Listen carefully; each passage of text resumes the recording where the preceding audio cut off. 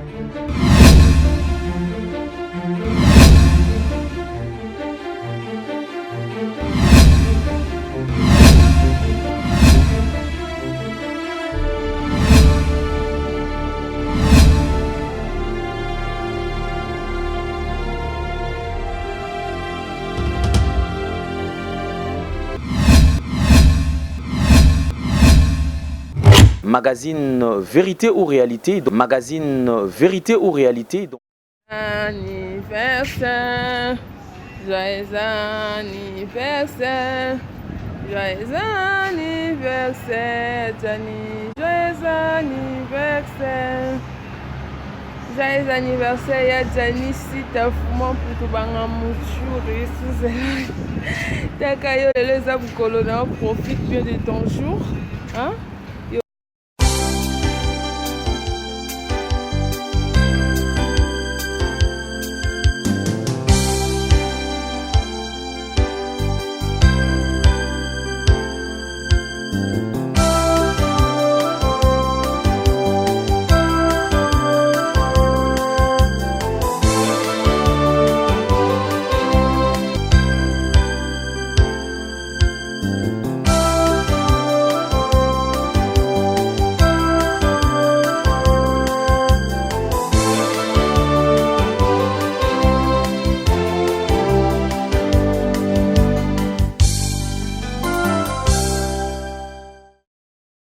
Mesdames et messieurs, le devoir nous appelle, vous cultivez sur Nouvelle Tendance Télévision, culture d'excellence au rendez-vous.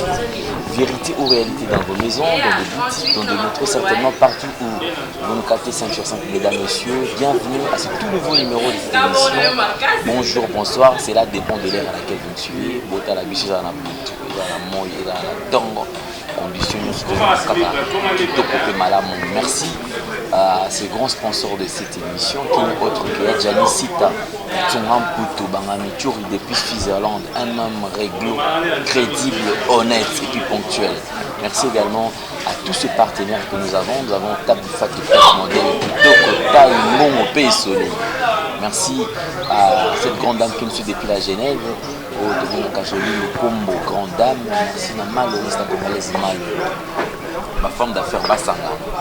Moi, je garde seulement cette grande dame, femme d'affaires, Chouchou Natati, que je salue depuis quelque part déjà. Je crois que ça fait très longtemps. Nicolo Toyo Canadé Chouchou. Ma soeur appelle-moi et ça l'en a bien. Merci aussi à Bande Cognon surtout. Je fais le musique de Mama Sitara. Maintenant, c'est la mission à parler avec un petit Ghana Zoré, ta pièce maîtresse. Notre boutique Kitoko, l'avenue des Huileries, juste sur Goma. Et venez, et puis on a des lambas Kitoko et Apoto. Donc, on a boutique Sitara, depuis c'est vraiment monté. Merci, mesdames, messieurs, vous qui tuez, puisque nous allons recevoir un invité qui est bourré de l'art, en fait. J'aime sa façon de faire les choses, c'est vrai. Vous êtes à Paris comme si c'était le retour de Jésus-Christ. Et du coup, il a ce sur le terrain, il le gère tranquillement, sans inquiétude. Tout le monde est d'accord par rapport à son savoir-faire. Il s'agit de Junior. Donc Junior, c'est un artiste. En fait, il faudra artiste est déjà au boyo, mais qui est dans mon mobikisi. Mobikisi, c'est artiste, c'est ceux qui incarnent le rôle. Seigneur Jésus-Christ de temps à autre, donc ça veut dire beaucoup de artiste Junior, bonjour. Mbote. Bonne santé. Ouais, kimia na ngolo nzambe. Mais ende le bolo baka mingi mbote. Boyokelaka monoko na bino sonité. Solo. Et le lit mobiki monoko. Mbote mobiki. Monoko ezali ko faire partir na culture na bino. Culture ezali lulingi na oya kolela, ya kolata, pe ya koloba. Solo na lobi na oyo ezali ya solo. Peuple oyo azangi culture, ezali lokola peuple oyo aza sans identité. Le quoi biso identité ça y lingala, ya ko biso pe to koloba pe kaka mbote. Mbote. Lobi mobiki ici. Alors, toujours à ce que moi avant tout coup dans moi vif ya makambo na biso, on quand même tout y ba santé na yo actuellement. Les années il y a quand même quelques émissions tout le monde de la santé na yo et me qui vous déranger vraiment va te belé. Mais conseil après ça toujours à Congolais. Tout s'arrête à sur peut-être le remords, peut-être sur compassion, ceci ou na yo qui souci non. Mais tous à la peine applicabilité ça la va bien. C'est-à-dire que oyo qui ne connaît tu as 1 euro, 2 euros, 10 euros, 1 livre, 10 livres, 100 dollars, 50 et tout. Ils allaient parler de tout qui pour sauver via moi. Et pas seulement c'est limité. Ah, c'est pays Saranga. Aujourd'hui, si on perdait cet artiste, comme on a toujours dit, Azaka Kayemo, l'artiste est tout bâti Kabiso. Attends, Motoye Makaro, Pepe Kale à Koufa, Motoye Mekako, ma voix, Naïma Kaza Pepe Kale. Et puis à Rotika, là, jamais au Sala, où Pepe Kale va naître au Sala. C'est-à-dire, Motoye Antonza, Masala, il y a une particularité. Voilà, on va quand même protéger la vraie valeur culturelle élevée dans mon ici. Ah ouais, mais santé actuellement, ça n'est pas. Ouais, na koloba na ngolo nzambe nde ezokende bien sans ngolo nzambe mais tant mususu no telema boete to vanda tende to sala émission. Mais actuellement tout tu vois que les lots dans kati ya monde ya art il y a une tout théâtre théâtre actuellement on fait partie à batu au pays na bakangi terrain. C'est-à-dire que l'eau qu'on a raté et puis en cas de la pièce apparemment nous avons besoin de participer touche na yo assez particulière en ezala na kati. Mais est-ce que aux autres pays occasion dans l'autorité en fait démarche Salamaki fort malheureusement j'ai pas eu la chance il y a kokutana na autorité moko ba lettre kotaki mais c'est le 10 mois déjà aucune réponse, donc voilà. Mais il y a quelques artistes qui ont toujours au hasard à moi, tout le monde a au hasard à moi le solo, ex-première dame, maman Olive, tout le monde a appelé la présence Sofachi. Contacté par moté. Mais sur la porte Betamaki, fort malheureusement pour moi, je ne sais pas pourquoi, je n'ai pas eu la chance là. Bon. Je crois qu'à travers cette émission, mesdames et messieurs, nous avons toujours question, mais qu'à sauver la vraie valeur culturelle. La culture, il y a la richesse, il y a un beau cadeau. Alors, je ne pense pas qu'il y a des gens de temps à autre. Pas total, papa Nabiso, Félix Tshisekedi, Antoine Tshilombo, déjà maman je pense qu'à travers cette émission, il y aura quand même une réponse qui couille. Alors, tout est-ce que là, moi, ma camion surtout. Oui, que apparition na yo ikamwe ici moki. Data, na mikolo nyonso tout oyo. Ozalaka wapi? La police. Ouais, il fallait bien observer l'environnement. Kota la place Ninezanga pour nous tout à l'heure. Moutouna Moutouazaye. Comprendre? Donc ndépé alendele atabazu alendele mon ba PC bilamba oyo jamais. Donc il fallait observer natala place nini na kocha likolo au peko sala que bachangaka quoi. Voilà. Tu as eu le temps d'observer combien de temps aux autres observation par rapport à personnage mobile ici na zoela qui ont vraiment battant na kolo ba 50 p. Parce que sur YouTube, nous avons des vidéos il y a 3 ans, 4 ans passés. Mais on plaire Oyo et même pas une année, Je me rappelle, en fait, je crois lors d'une fête, il y a des qu'on a vu Samantha Ifoji, ouais. Moi, personnellement, parce que j'écoute. Ah ouais. Habité, donc. Ouais. na ville. Oui, na ville. D'accord. Mais alors, d'accord. pour incarner rôle, en fait, l'idée est qu'il après observation, il a fallu qu'on s'imposer un style mon propos. Idée ou taquet. En fait, idée oyo et uta et yana matanga. Et yana matanga, on avait un groupe Biso Banso. Et Bandeko Sangsa et les musiciens et les comédiens. Dans le groupe on a Biso Banso, tout bandé vraiment pour définir Bissonio Suelo mon corps. On a définir Bissonio Suelo mon corps donc Ezui Alendele Ezuinga, Ezui Seventeen et Bofoyang, Ezuinga, Ezui Blondie et Bonda, Ezuinga. Alors notre ami Cortési ou a pu faire partir dans le groupe Wana à perdre qui petite sœur. Quand des alaka, il fallait tout répéter. Makamuto yo sala na matanga parce que nous sala na biso eza koyemba na kosekisa. Il fallait qu'on répétait koyeba bon temps bon tiki la biso temps to banda awa to kende boy puis to sukisa awa. Famille tellement bazela pe d'accord na biso banda zela biso parce que ba yibi savoir où tous allez nango. Ba tiki la biso net on dirait bembe. Comprends ba tiki la biso matin il y a ko s'exprimer. Babi na biso bon ça va biso to s'arranger qui va programme na biso déjà 0h et si là donc les beaux 0h bobo qui na biso 5h na koyemba na kosekisa en tout cas répertoire na timing au ba pesa biso répertoire du même qui et puis il fallait passer à l'improvisation. Voilà, il fallait improviser quelque chose. Alors tant banzembo sili ba mamunya surtout préparer qui et sili directement sur scène esprit moyelinga na bon na sa narration donc na banzo lo bande baloba na film yezu et comment ki bango na matanga mobikisi ayaki na baye kolipe ba mama na mibali batunaki mobikisi mwana oyo bish akufina nini bongo mobikisi pe ayanolaki bolela mingi te mwana oyo bish ezali noko na egomer mutu allié. Alors quand on a le binoko na egomer batu babangelenga parce que tonton Gomer c'est un autre tonton et puis c'est maître à judo. Beaucoup de rigueur comme papa Kengo Adondo. Donc batu babangelinga babuleta mususu salangelo moboy. Allez, bamoni maître modèle azo seka yena mwasi na yali affecté matanga mobile. Allez, bakomo tuna ba question. Mobikisi pona biso bato ya bangi olobi nini. Donc directement. Et puis je vous dis inspiration est jour à liboso. Je ne sais pas ce qui est nzamba ko sala sous grâce. Moi vivre en wata moko. C'est-à-dire que tu as retrouvé une force extraordinaire.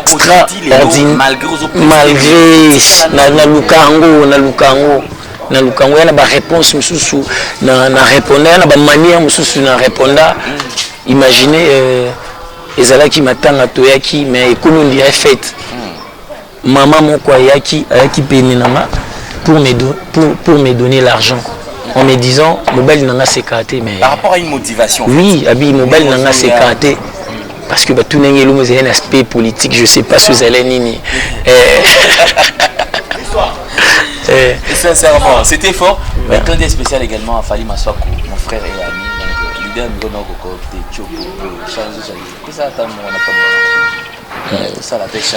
donc voilà, maman on a motivé, mais non.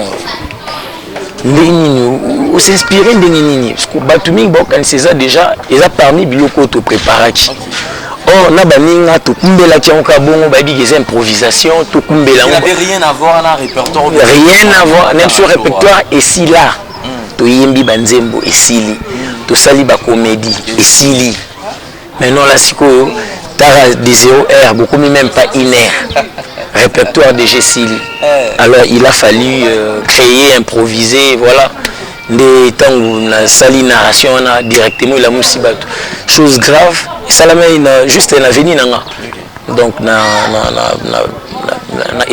ebanda place na botama. Comprendre? Na mabele nanga na matanga ya petite sœur akufaki et en tout cas batu mususu bazalaki ya kolala na banda ku balala matanga te babimi eza na bato mosusu babimi mpo bakabelanga mbongo, bato mosusu babimi mpo yebisanga kaka nabimi mpo nayebisa yo kotika mosala te, vous comprendre. Donc tomema bato ti 5 heures du matin. Enfin, 5 heures du matin, vous avez satisfaire les gens. Ouais. Alors, il fallait ce qu'on corrélait ce après, voilà, après on a siko. Tu vas dire na baninga elengi to monia mbongo koti hein. Tu as un programme mbongo te biso to ndo boule ba o poeta banina biso to ndo boule na ko kende mo ko yemba ko sekisa banina ba ville wana. Mais yango ici. Alors, Ngana Meki proposé na baninga na bino, pourquoi pas qu'on réfléchir sur un personnage directement tout le monde faut ayana 10 questions. Comprends? Tu bandi kokoma ba question. Question réponse. Donc il y a une question na yo, on peut singa par exemple 10 questions gabi bon ça va, na ki na travaillant. Na ki na travaillant na y et ba réponse monsieur bando ah non, oh ça c'est pas fort. C'est pas forte. Tu vois? Après ti to koma ba question to donc to répondre to koma to répondre ba question au to koma à l'époque ils allaient on déjà ba 2000 et quelques parce que to koma ko senga batu oui to koma ko senga batu ko déranger batu no ko yebiso vraiment un jour ceux qui mona na moto zongi ko tune questionner comprendre non tout na bateau baza di domaine te na bateau ba di domaine question d'enrichir seulement voilà en fait et puis na mona qui na contexte wana et si la thé parce que dans le contexte beaucoup de gens sont bateau pe basé là kozonga mona na moto po batu na tami tuna bazwa chance wana te alors tuna question par rapport à la société na yo par rapport à penser na ondo kanisaka par rapport à mokili voilà les temps to comment répondre ngo allez to komisko to passer na moment ya ko répéter yango. Comme un moment de répétition, toujours répéter en tout cas, et colisser penza réflexe. Je vous dis, il y a un moment où tu as une question. Peut-être question, il y a une question, question non Tunisien n'a pété. Mais du fait que n'a travaillé la question belée, non aux la satisfait par rapport à la réponse non peso. Pour non seulement on a une réponse, mais na commis la technique. Il répondre na les EOT. Na sala qui et apporter un plus comme pour ça la section téléphone na éduquer comprendre sur la rato non c'est qui ça donc côté éducation non raté sur la rato une éducation côté c'est qui ça non raté en fait philosophie vraiment très belle philosophie parce que enfin il y a aboutir sur quand même la haute alors est-ce que c'était facile et on est qui entre bino la masse actuellement tout le monde qui na ba gag c'est-à-dire plusieurs personnes qui nous contacter ou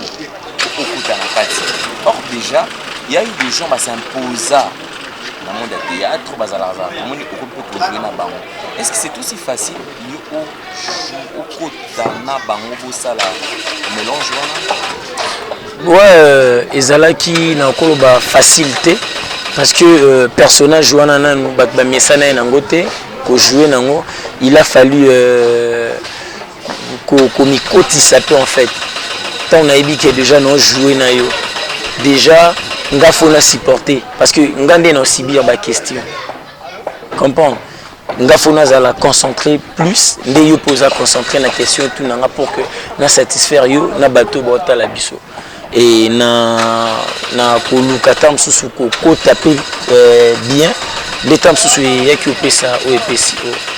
Enfin, le lot comme on y image de Salama, la tournage. Alors, pour la toute première fois, est-ce que tu te rappelles encore il y a rôle au Joato Malora au Nissa au Dia d'après au Mona Keno franchement j'ai reçu beaucoup d'appels et ça là qui m'a la plus concentré vers rôle au Ghana. Est-ce que ça te revient encore en tête? Ouais. Oui, ça lit vraiment que batu bako mape bon ça va ya kokota na gag nanga eza vidéo mo ya 1 minute en fait to ya ko tourner ngoti to ya ko sala sport ya bana bumbu baza na poto baza na rencontre na bango na mois de mars si je m'abuse pas les Gallois voilà et Rogal ah bon c'est vraiment bana bumbu bana Selemba on a Paulin Massamba ouais donc Clara de Bruxelles fondée voilà donc voilà tant que tu ça la sport wana et après nabi a ponika nde to sali yango to kende non to me ko sala pemo elo mo yelinga nde mobikisi. Du nouveau à Kinshasa. Kinshasa a une autre couleur. Salon Lomela vous apporte plusieurs options. Papa, maman, enfant. Une seule adresse. La beauté est prête. Babi va saluer Zala na Kitambo. Saluer Aka Moko. Salon Lomea. La bengi ma fille au bazar lokola ngai ba artiste. Donc boye ebele. Kwa ya Komoriko, avenue Lomami, Numéro 20. Babi bazala na bona ba salon mais saluer Aka Moko, babi salon mona poto. Boziwa.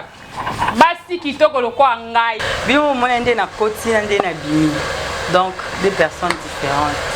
Baya kaka. La beauté est prête.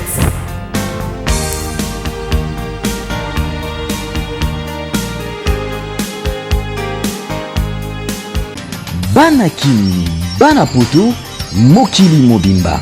Samsel chèque du nouveau pour un meilleur séjour à Kinshasa. Plusieurs options à votre disposition. Restaurant VIP pour vos grands rendez-vous. Voyageurs, hommes d'affaires, hommes de Dieu. Vous qui désirez passer vos vacances à Kinshasa, voilà un lieu de repos en singleton ou en famille. Samsel chèque vous propose les appartements. Suite moderne avec une connexion Wi-Fi en permanence. Un service de qualité est à votre disposition. La sécurité au point. Nous avons une réserve en énergie électrique assurée avec 2 générateurs uniquement. Il y a des choses dans la vie qu'on ne peut pas négliger, mesdames et messieurs. C'est l'expression et l'impression. Vous savez, à chaque fois que tu peux apparaître devant les gens, ce sont les premières impressions qui restent. Quelle est l'impression que les gens gardent? Boutique d'habillement, exemple à suivre. Poto na poto, chez Odilo Mapouya. C'est vrai que l'habit ne fait pas le moine, mais on reconnaît les moines par leur accoutrement. Nous sommes petit bouillé. Nous sommes à 24. La croisement de la direction Cambiana venu au Parla. Exemple à suivre. Exemple boutique. Collection à collection, nouvelle collection.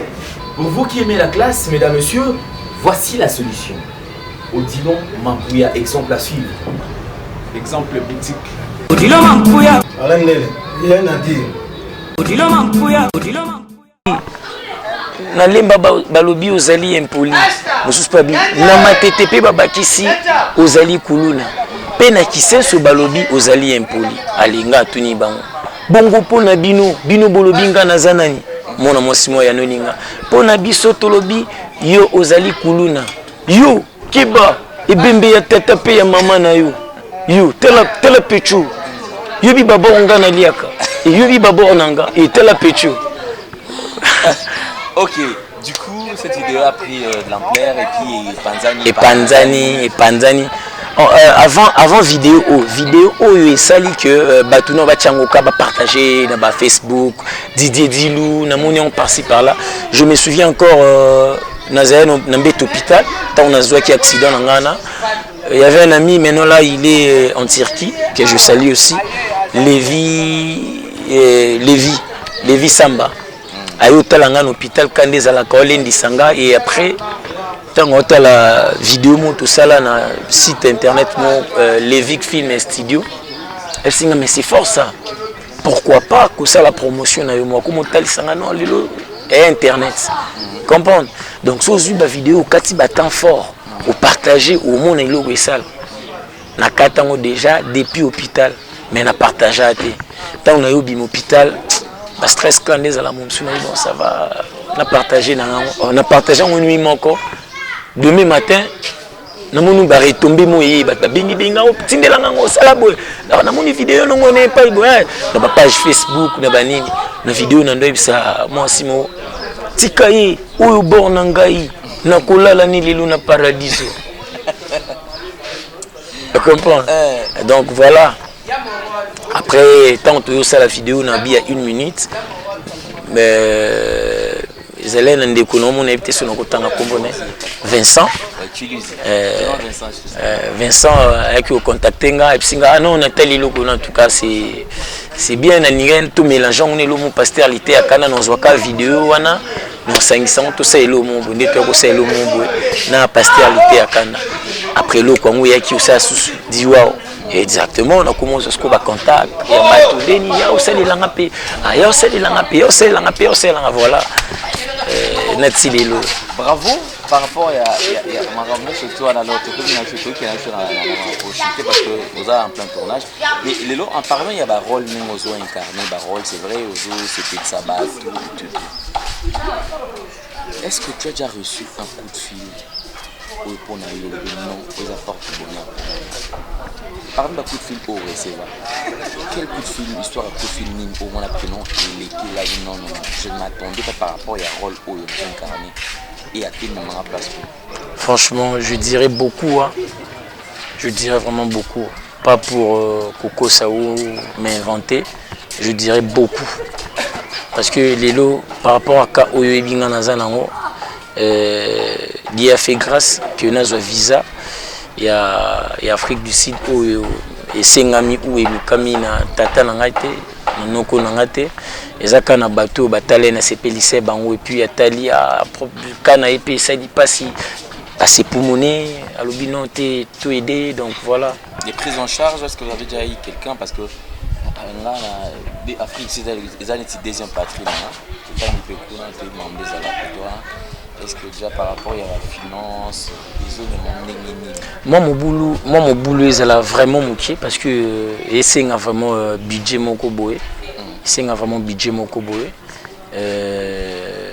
côté finance moi kokoso muke ezali mais nangolo nzambe batu bazo koka vraiment ko sungana o ezali komonana c'est pour dire que jusqu'à quand vous avez choix hôpital parce que non hôpital ezali na Cape Town ah OK hôpital ezali na Cape Town ouais. Alors il y a beaucoup de gens au bazo talayo à travers cette émission on a quand même 30 secondes.